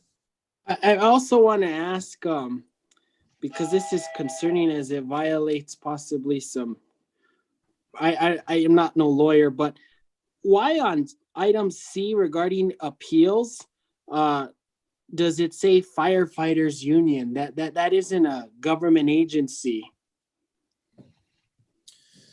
So the language for the appeals comes from sort of the fire code, where it specifies in the International Fire Code as adopted by the state and ultimately by the city by reference that the fire authority has and can and perhaps should establish an appeals board representing a variety of perspectives. So that was our take on what that appeals board would include. So the appeals board is predominantly city employees, and then that firefighters union just represents kind of the on the ground perspective of firefighters to contribute to kind of the administrative perspective of those other positions listed. So that still doesn't answer. I'm getting really concerned with that. With having a union making decisions on official action of the city. Mr. Mayor, Mayor Pro Tem, members of the governing body, I think what Richard's trying to explain is that there would be a, regardless of there's a firefighter is more than likely going to be on the union, and somebody from that union would probably be on that board. And one of several members. So that board includes the fire chief, a representative of the city administration, like the city manager's office, somebody from my department, and then somebody from the firefighters in the field effectively. So it's a multi-party body. It's not ceding the authority to any single individual or representative, and perhaps Mr. Nahum can contribute if there's anything that I've left out. Mr. Nahum, I kind of see can where. you unmute your computer. Mr. Padilla and Mr. Hewler, you've covered everything quite well. I have nothing to add.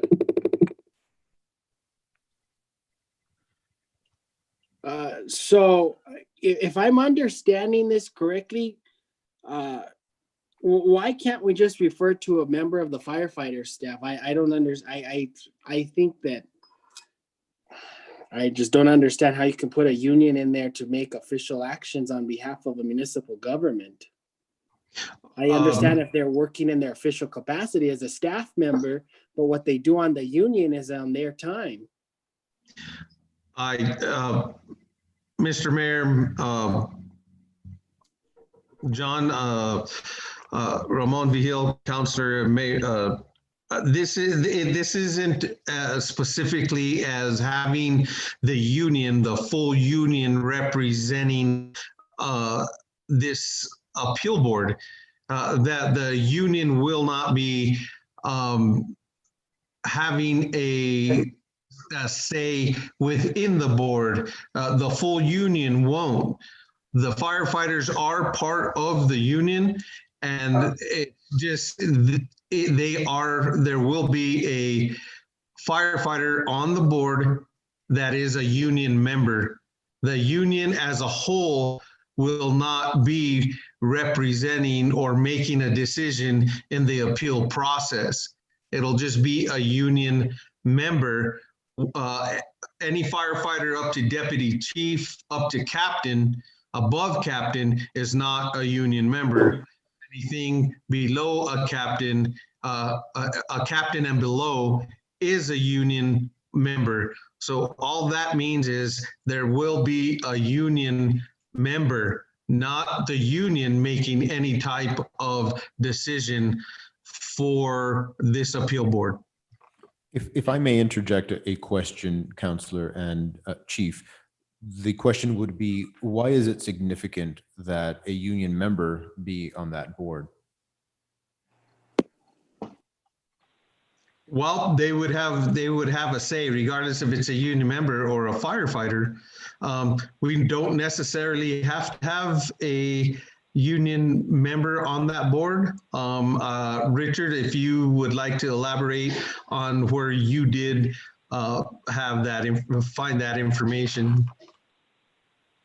Yes, sir. And I think as Chief Padilla indicated, because a number of positions in the fire department are basically union positions and a number of them aren't. So administrators, which we've already included is in the form of the chief, and by specifying in this case that it would be a union member, that makes it kind of a rank and file representative as opposed to another, deputy chief or captain or a member of the leadership. So I think that was the kind of reason for the specificity of that. But if necessary, we could change the language. Mr. Nahum and his office did review this, in advance of the meeting and had no particular concern about our proposal. But I do understand kind of the concern you expressed about union authority. But as I think Chief Padilla indicated, this is not a union decision. This simply indicates that the rank and file membership of the fire department, members of the union, have a place on this appeals board and a voice, basically is one among several. Follow up. Yes, Counselor, go ahead. I am a little concerned. I understand the term firefighters union, but and I know New Mexico does not have a right to work law in place, but I just have the impression is where it seems like employees are forced to be part of a union. If we have a staff member who's not part of a union, we can't discriminate amongst them. And that's just very concerning to me if we have that legal language in there. And let's say down the road, we do have a right to work law passed in this state. We'd have to come back and review this because it would then be in contradiction.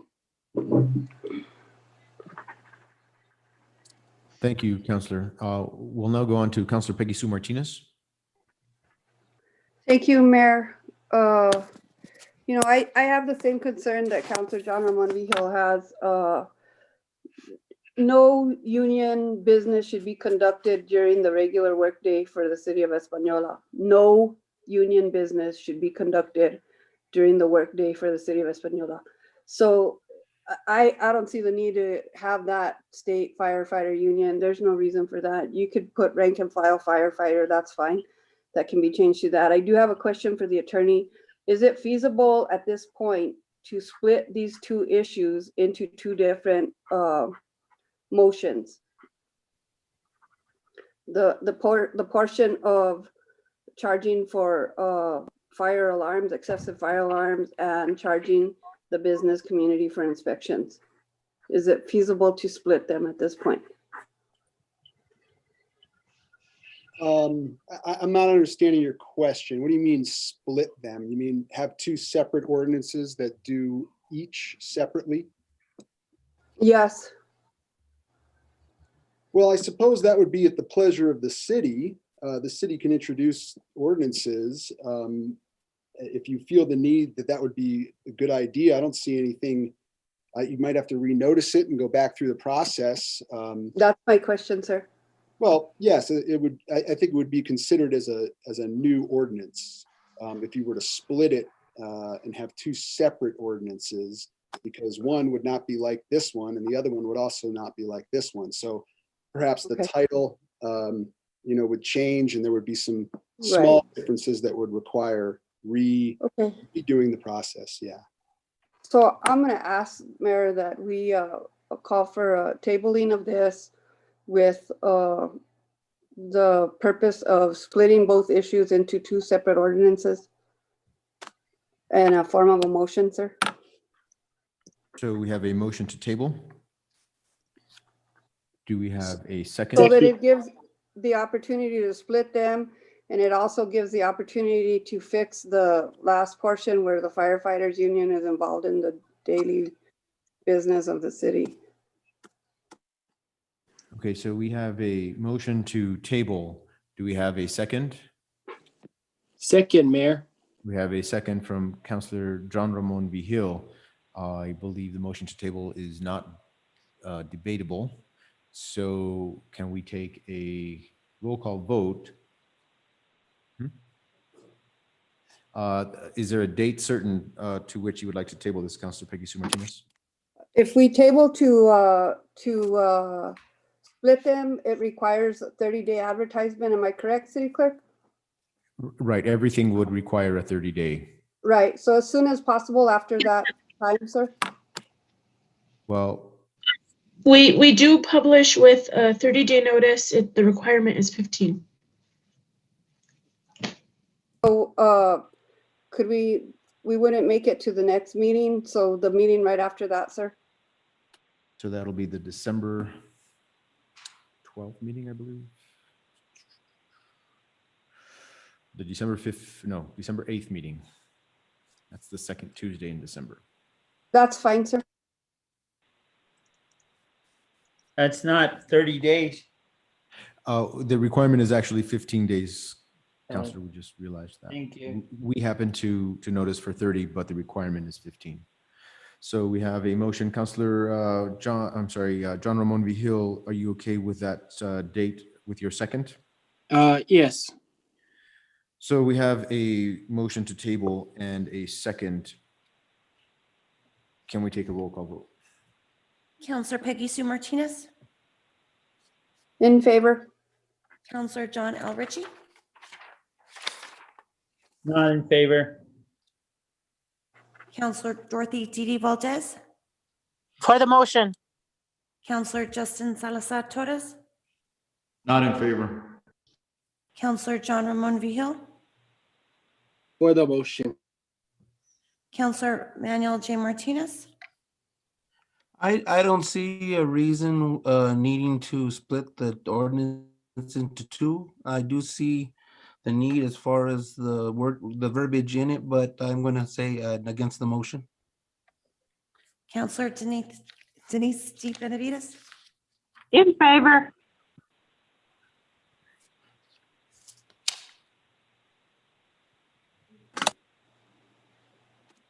So it passes. Yeah, the table. Motion carries. motion carries. One thing that wasn't resolved was whether or not we could vote on splitting it. All we did was table it, but we'll have to go through that verbiage at some other point. So we're now on to item G, as item F has been tabled. I think I did mention in the motion, Mayor, that in an effort to split them so that it would give us time to advertise them split in the motion. Okay.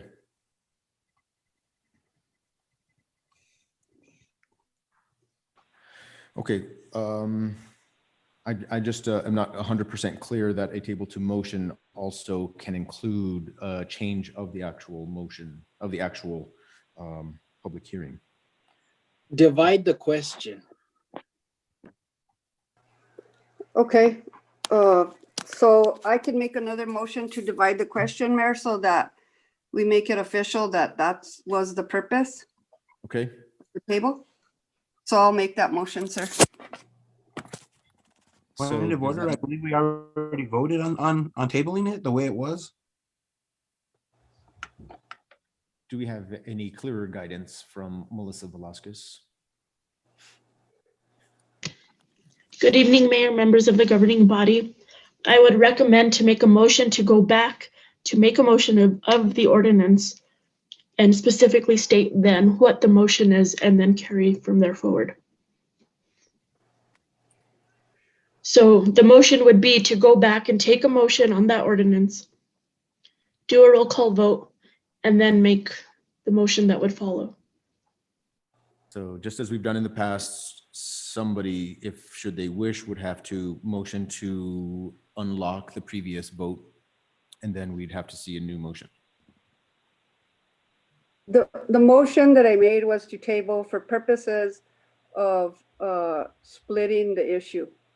That has already been acted upon. So the only thing that you need now is possible motion to split them so that it's official that that was the action of the governing body. But the motion has really already been made. There's no other reason to table unless there was a reason to split. there's no reason to table it unless the intent of the governing body was to split it. That was the original reason why we asked for the table, why I asked for the table. So if you need a motion to divide, then that's fine, but I think we've already given our guidance as to what we want.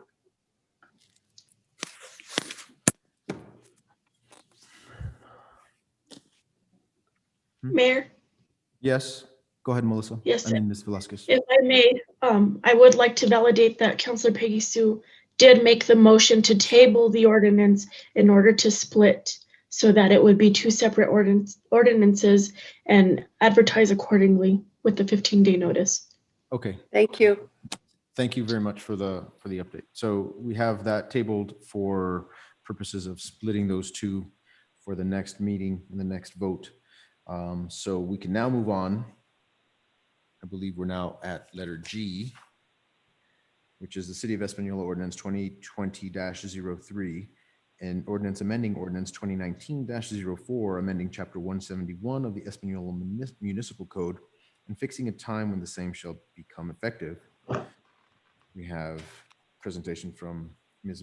Melissa Velasquez and Mr. Richard Hubler.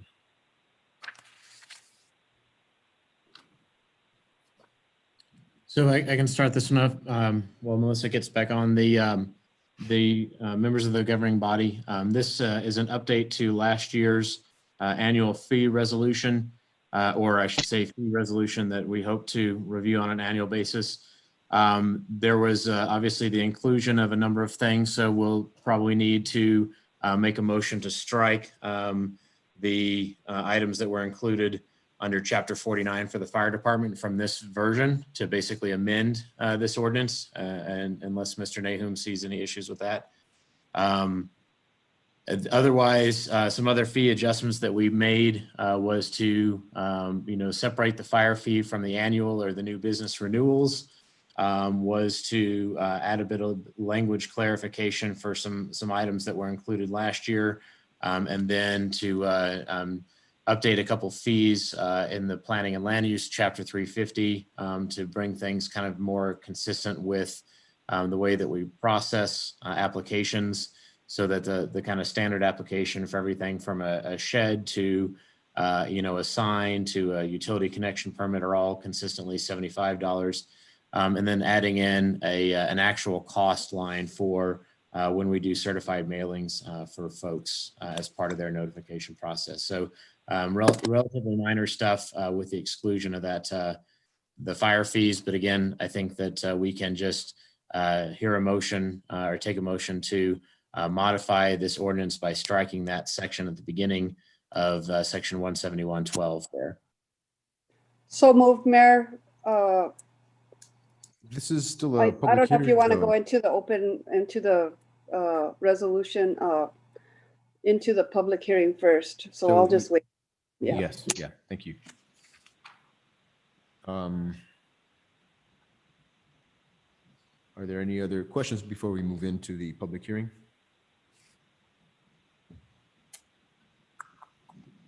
Seeing none, we will now open this public hearing for City Ordinance 2020-03 and ordinance amending ordinance 2019-04, amending chapter 171 of the Espanola Municipal Code and fixing a time when the same shall be effective.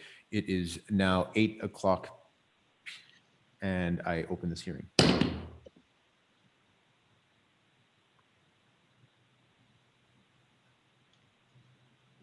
Would anyone like to speak in favor of amending ordinance 2019-04?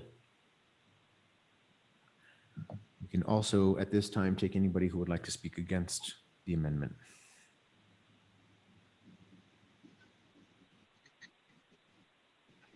Anyone for or anyone against?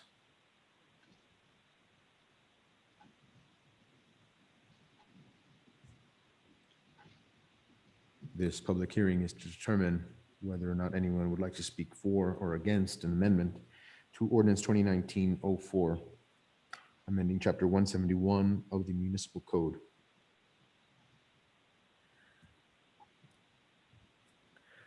Hearing and seeing none, it is now 8:01. I hereby close the public hearing.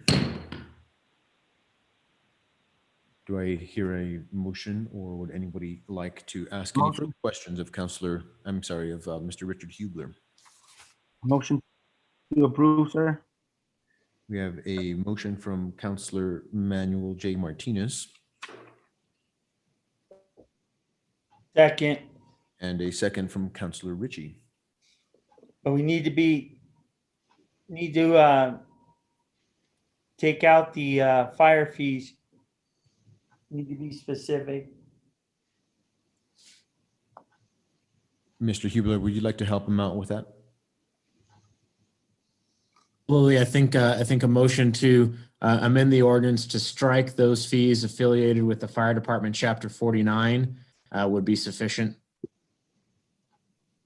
And what about the second page that has different changes to them? Those are all approved.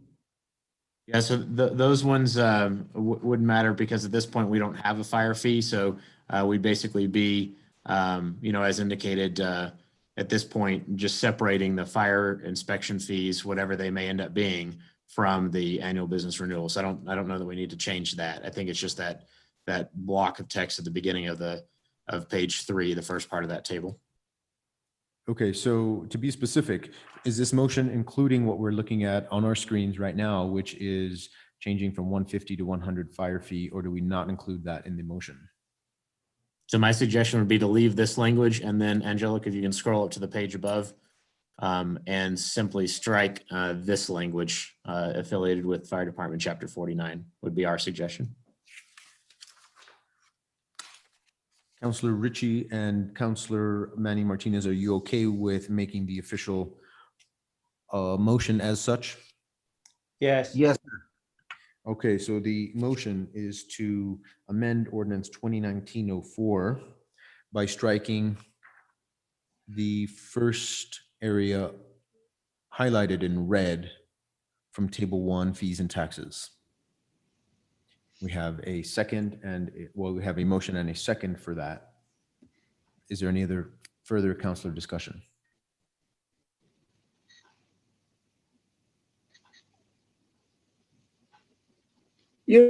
Mayor. Yes, comment. Councillor John Ramon Vigil. Mr. Hubler, I really applaud you for doing this and reviewing our fee structure. I'd like to go further, and maybe we can work on it in Public Works Committee and then send it to Finance. I'd like us to review every single fee that we have in the city licenses. I'd like to look at our development permit costs, especially the lot splits. I've heard from a lot of constituents that seems to be not really reasonable for, I guess, in terms of our community. It's very hard to work with. And I think this is one of these things we need to sit down as a council at a work session and go a little bit further, hammering out some details about some other fees. And thank you, Mr. Hubler, on this, and let's go forward. Thank you. Do we have any other councillor comments or questions specifically regarding this issue here as well? Seeing none, we have a motion and a second. Can we take a roll call vote, please? Counselor Peggy Sue Martinez. Can I have the motion restated? I lost the connection for a little bit. The motion is to amend ordinance 2019-04, striking the first part of table 1, including fire department fees and excessive false nuisance alarm fees. Does that include the second part where it says fire fees? Plus fire fees on that second portion, Mayor? It's only inclusive of page 3 of 8. Yeah, so Councilor Martinez, the discussion that you might have missed was that I recommended we leave that language in there. So if and when we establish a fire fee, then it's already included. So at this point, by striking those fire fees from the beginning, there's not currently a fire fee that's set. So that Okay. That language doesn't impact anything. Okay, thank you, Mr. Hubler. I'm in favor of that motion. Thank you, Mayor. Thank you, Clerk. Counselor John L. Ritchie. In favor. Counselor Dorothy Didi Valdez, In favor. Counselor Justin Salazar Torres, In favor. Counselor John Ramon Villa, For the motion. Counselor Manuel J. Martinez, In favor? Counselor Denise D. Benavides. In favor. Motion carries. All right, thank you very much. I believe we have now reached the end of our agenda, so I am now hereby calling this meeting adjourned. It is now 8:06 p.m. Thank you very much, ladies and gentlemen. Good night. Have a good evening. Good night. Good night.